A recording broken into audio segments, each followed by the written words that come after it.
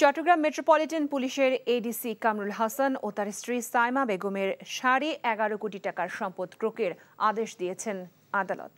সকালে দুদকের মামলায় মহানগর দায়রা জজ আদালতের বিচারক ডক্টর জেবুন্নেসা এই আদেশ দেন। দুদকের আইনজীবী অ্যাডভোকেট কাজী সানোয়ার আহমেদ লাবলু জানান, দুদকের মামলায় শুনানি শেষে আদালত সিএমপির এডিসি কামরুল হাসান ঘুষ গ্রহণ ও চাঁদাবাজির মাধ্যমে বিপুল পরিমাণ অবৈধ সম্পদ অর্জন করেছেন বলে তথ্য মিলেছে।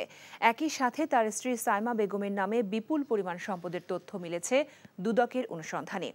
একজন গৃহিণী হয়ে বিপুল পরিমাণ সম্পদের পাশাপাশি দুইজনের 11.5 কোটি টাকার স্থাবর অস্থাবর সম্পত্তি ক্রোকের আদেশ দেন আদালত।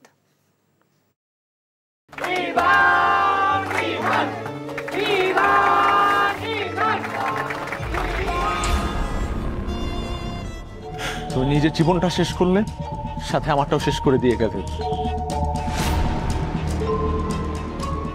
আপনি এই মেয়েটাকে চেনেন না? না।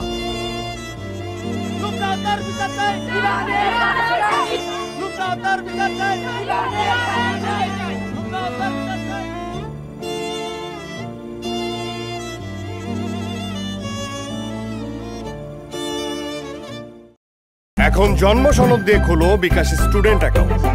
নিজের বিকাশ নিজে কর।